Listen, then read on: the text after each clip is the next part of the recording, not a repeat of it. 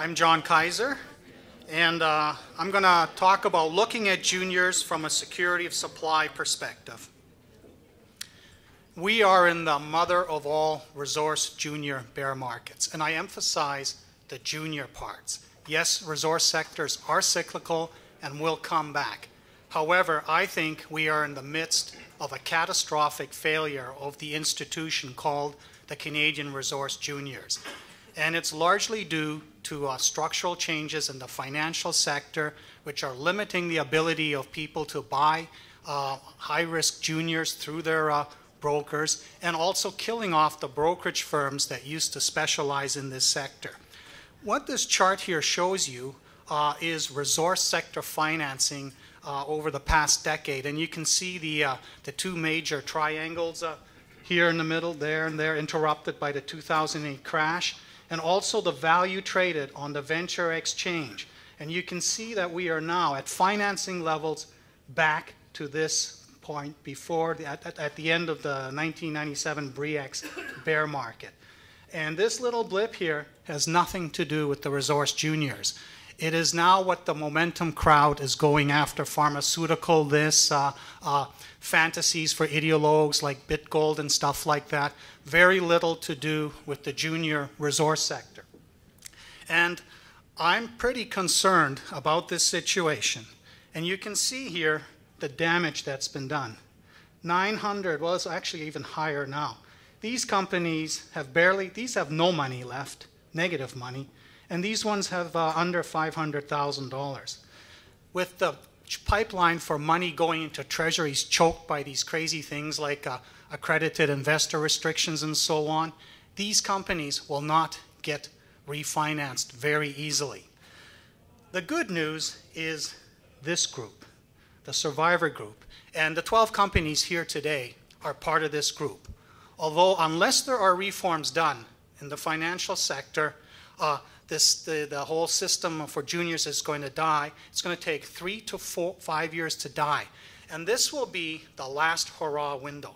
We have reached the bottom, and as Eric pointed out earlier, we are not talking about trend-driven successes in the stocks. There is no tide that's going to lift all the boats. It's going to be individual company fundamentals or little micro stories that affect a company or its particular project or metal specifically.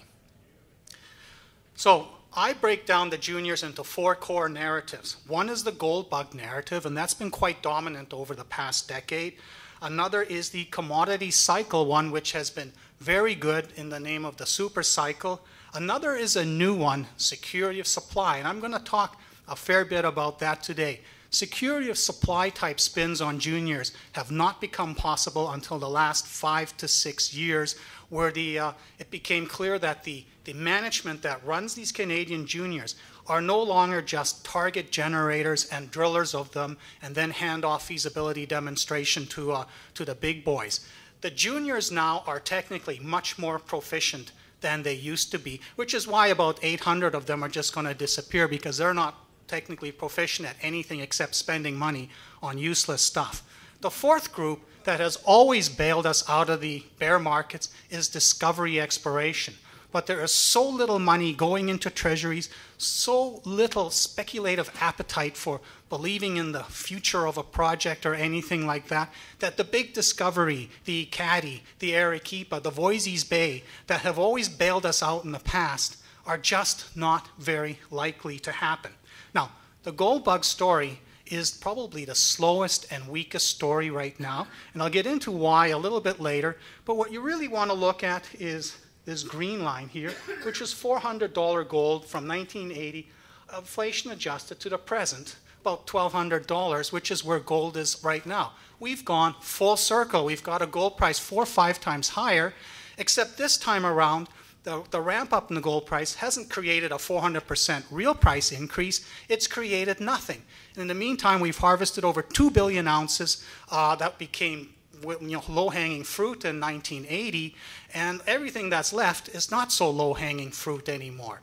So if you really want a lot more gold, you're going to need a higher real price. And I really emphasize higher real price because fiat currency debasement and hyperinflation, yeah, it makes the gold price go up, but the costs go up right with it. So that's what we need. We need arguments for higher real gold prices. In terms of the commodity supercycle, China is over. India will be next, but probably 2020 before that happens. And again, with the Discovery Juniors, one of the best Canadian discoveries was Eleanor by Virginia Gold, bought out by Goldcorp, which left them with a 1% to 2% royalty. Virginia Mines recently got absorbed by Osisko based on a royalty on $400,000 ounces for a project that at the current gold price has a negative $300 million NPV and would not be developed today. When Goldcorp took over Probe, our best new discovery coming on the scene, they did not give them a royalty. And the Probe spin-out with $19 million cash in the treasury, about 65 cents a share, is trading at a 35% discount to cash breakup because the market's saying, okay, you guys want to get an advanced gold deposit, you're going to use up all that money trying to demonstrate that it works at $1,200 gold, which it won't, so we're not really going to give you any credit. There's actually a very deep pessimism out there about gold going higher. Now, why would gold go higher? Inflation is almost negative at the moment. The real interest rate is starting to rise. The actual interest rates, the nominal interest rates, are supposed to rise. The US dollar is strong. Now, Eric pointed out an interesting chart showing that the US dollar actually goes down when US dollar goes up because, of course, everybody expects a tightening to wreck the economy and so on. But in this case, I think the raising of the US interest rate is going to create some terrible turmoil in the interim, but it's actually needed to solve the problem as why we do not have any real inflation in the system. And the reason is there is no real credit expansion underway. Yes, there's been money printing, but it's been printed to replace money that was looted during the past decade. The banks don't lend because they have such low rates on their deposits. So they don't want to lend. We need higher real interest rates in order to stimulate the US economy so that the companies stop using their trillions of dollars to buy back their shares or just do nothing with it and start investing in a future where a younger generation is actually going to consume. And we have to go through some terrible turbulence going forward because when those interest rates rise, the bond market is going to take a haircut. And this is another reason why the resource sector, nobody's interested in it, because we all know the big equity markets are going to get a haircut, the bond markets are going to get a haircut. All of this has to happen to prevent a future that is a catastrophic failure itself, a depression. And we have to navigate that, and the equity markets wants to stand aside and wait for this to make sure that we just have turbulence and we do not have this negative thing. And that's creating these depressed prices. And if you don't think it will be a catastrophic failure this time around, and there's a reason to believe it won't be, because this time everybody is expecting it. In 2008, only a minority was expecting it. So it will be very turbulent, but it will not be the failure everybody thinks it will be. And I think a growing global economy is the real reason to be optimistic about a higher real gold price. And the chart here on the bottom, it sort of shows this is the value of the existing gold stock divided by nominal GDP. And you see how high it was in 1980, see how low it was in about 2001, and it peaked there when gold peaked at 1900. Now it's down here at 9–10%. If this global economy keeps growing and this kind of fizzles because of the weak price, with the weak gold price and the $1,200 all-in cost for new gold supply, you're going to see the value of the existing gold stock shrink or increase because it's a place where people park money as an insurance policy, not because they have ideological opposition to socialist governments or anything. I mean, China is a socialist communist country. It's successful because it uses its dictatorial powers to decree things to happen. And yet the Chinese are buying gold, not because they expect this to fall apart, but because they like to have an asset base that's independent from the other monetary systems out there. So, if you believe a higher real price is going to happen for gold, and forget just inflation adjusting, you look for companies like Sabina Gold, which is going to come up next. And this has been on my bottom fish watch list since about a year and a half ago, and they had a feasibility study that was not so great. 7-year mine life, high capex, $1,300 plus base case price when we got $1,200. But they have now redone the feasibility study with a different mining scenario and come up with something substantially better. Now this company, worst case scenario, if gold does nothing, and I think the worst for gold is like maybe sag to $1,100, but not go much further lower than that on the interim. Worst case that this will happen is it's going to be absorbed at 80 cents by one of the bigger companies who sees it's a high-grade deposit and so on. And so here you can see, like, I've done the number slightly different from them. $500 million to $800 million NPV with a $600 million, $550 million capex in there. What does that translate into stock price? There's what you do. You see it's a $3 to $5 stock, and yet the market's pricing it as though gold's going to $1,000. And here's the leverage. You look for the optionality in projects like Sabina, because worst case, it does nothing, and they have $30 million in the treasury with which they can continue to optimize and so on. So gold goes up $300, big deal. So that's what, a 25% interest from the current level. That's like a 5 to 10-fold leverage on these juniors. So worst case, you get a double because they get cleaned out prematurely. Best case, we get that rise in gold over the next few years to simply $1,400, $16, which I think is a reasonable level for real price level for a growing economy, and that's your upside. Now, I'm pretty bearish on the commodity cycle going forward. I don't think demand growth is going to be what it was. But what people don't understand who are bullish about the juniors is the mining industry did a fantastic job mobilizing new response to this jump in the copper price. And here's what was taken over by the juniors. And this is in the process of either in the pipeline or going into production. And then here are the ones that are left, and this was sort of the grade range of what was taken over. What people who think like when India comes on stream are going to get a repeat of the last decade, the Lumina model is not going to work again.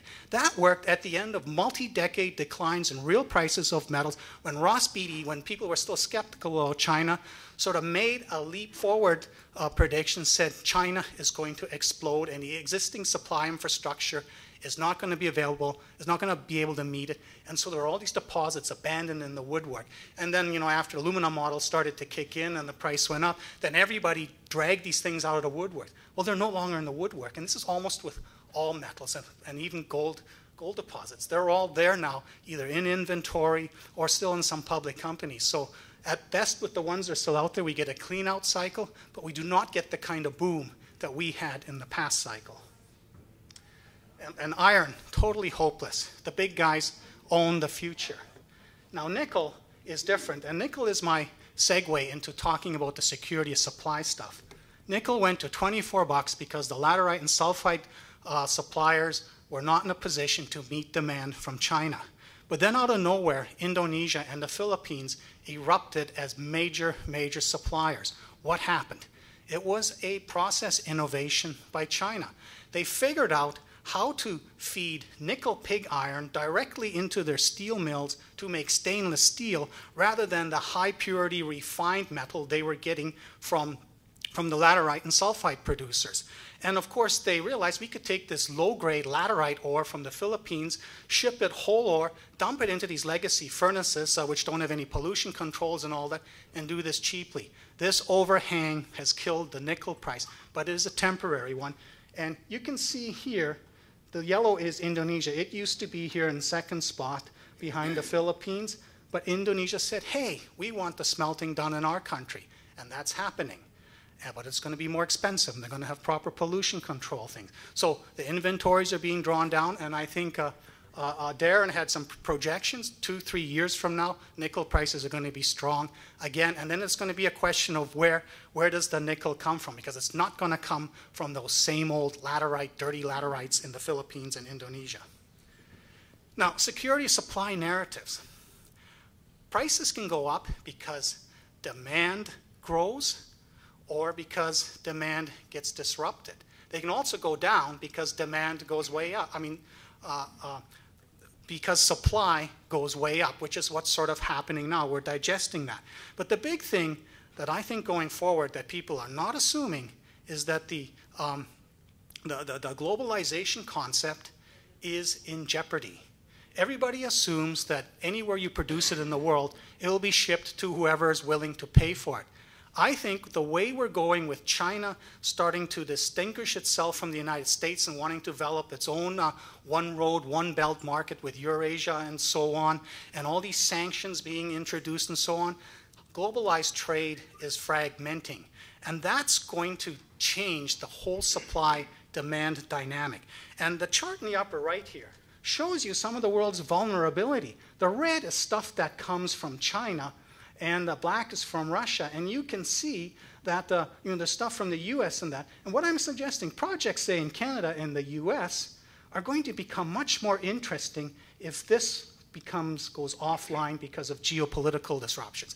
And I think we're heading into a period of enormous international geopolitical conflict. I think this is also going to be the surprise driver for gold. I think Brian said that gold surprises us with its move. It's not going to be people worried about hyperinflation. It's going to be people worried about where the whole future is going. Now, everybody's familiar with that sort of stuff, but what people haven't thought about was government policy demand drivers.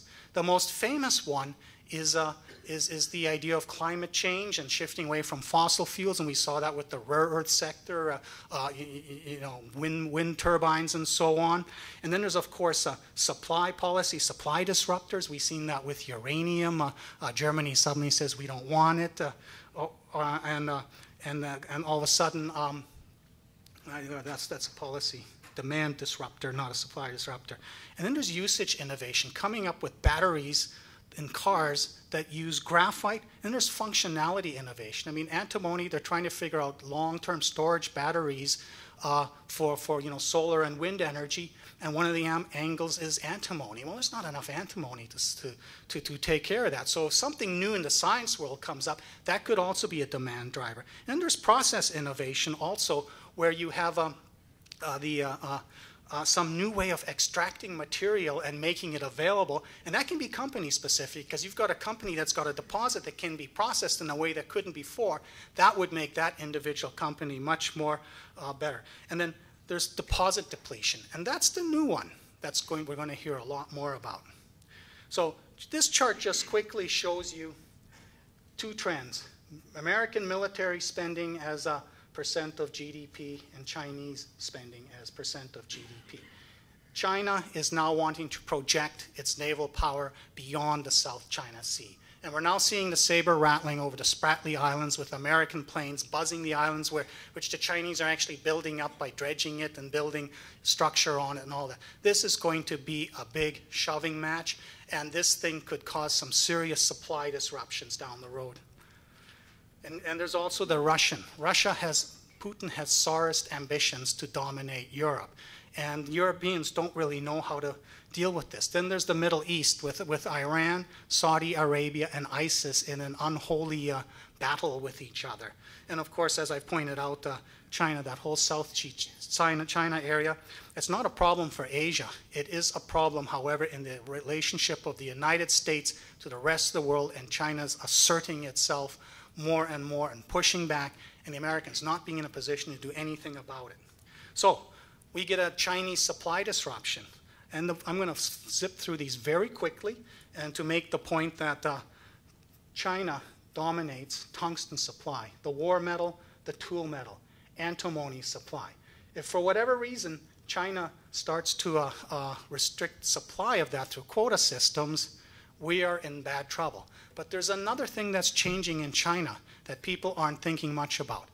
China has decided that its policy of being the world's toilet for pollution, subsidizing low-cost production, is going to have the Communist Party removed from power in Beijing. So they are now introducing environmental policies, the kind of environmental awakening that the United States had in the 60s and 70s.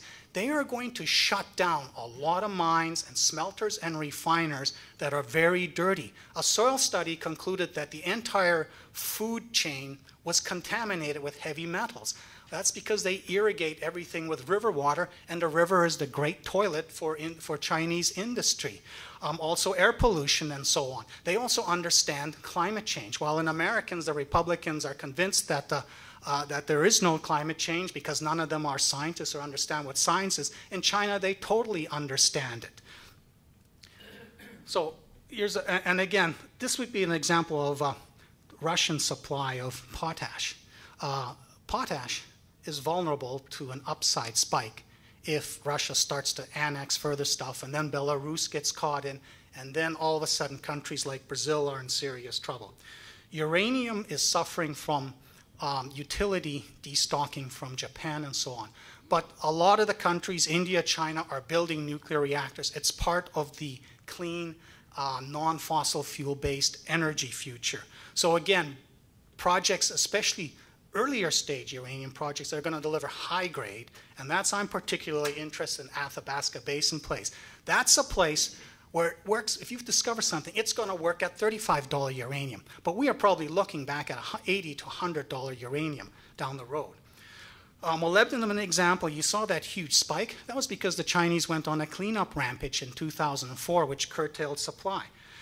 Graphite, usage innovation. If these batteries that Tesla wants to build really go up and they require large flake, where does most of it come from? China, going to be a problem again. Again, China's depletion problem with many small-scale operations that are dirty, this is a serious problem the market is not quantifying. We are going to see price spikes in the next few years in some of these more obscure metals. Rare earths, we've already seen it. It's going to get worse again, not for the lights. We got Western supply now for those, but the heavies, those are the most dirty, wastefully produced mines in China, and they are key to magnets, which are part of the whole energy, renewable energy, and also energy efficiency. Now, energy efficiency, people don't talk about that. People talk about alternative energy. Well, part of the future is saving energy, using less of it to move your stuff, to get work done. You look at this here. This is American consumption of oil. It's been flat for 30 years. That is amazing. It's because of energy efficiency rules and regulations, and they got this big target coming here. There's going to be more things driving energy efficiency, whether or not oil is cheap.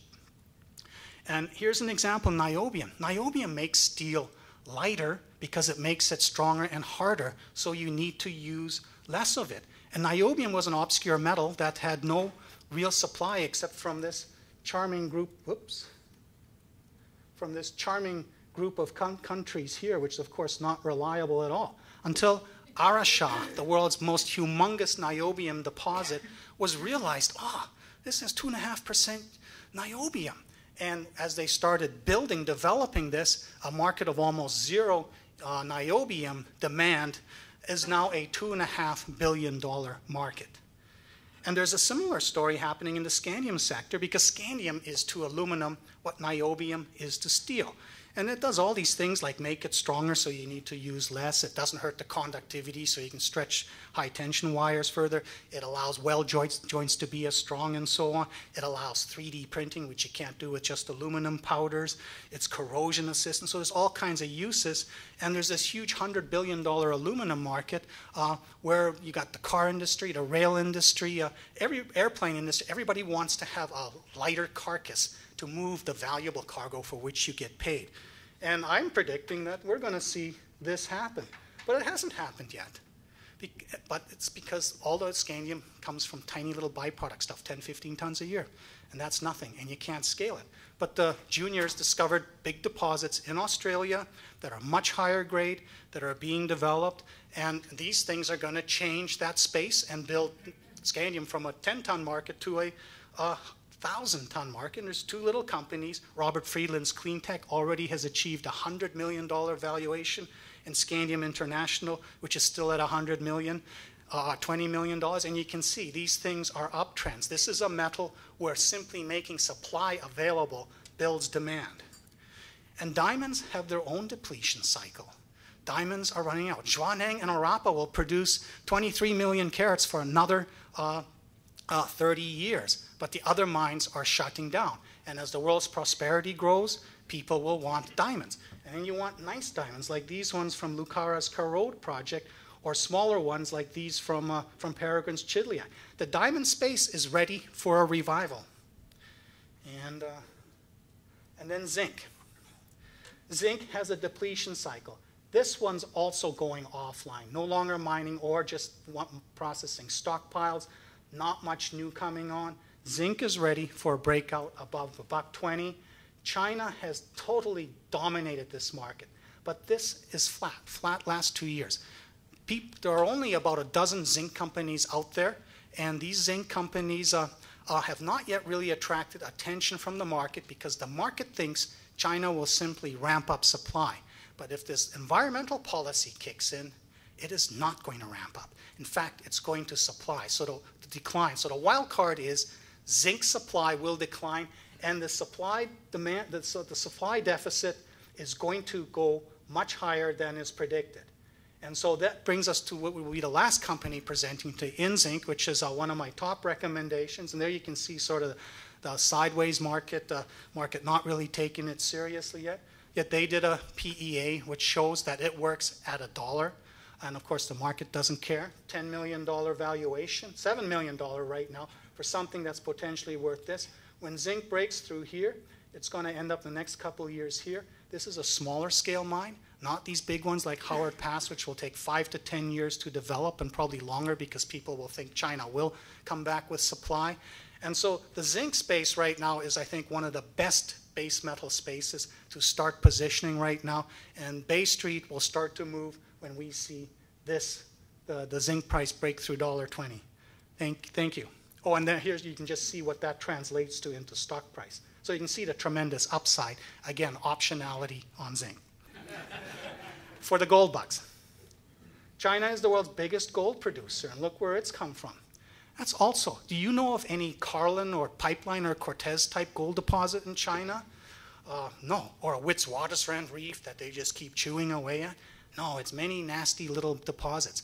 They're all going, a lot of them are going to be roadkill. And when China's internal supply of gold, all of which is required to be sold to the central bank, starts to decline, their appetite for gold in the foreign markets is going to increase. And that's going to be a driver of gold demand that's unrelated to inflation, hyper, whatever type of stuff. And that could also be the surprise that comes upon us. Thank you.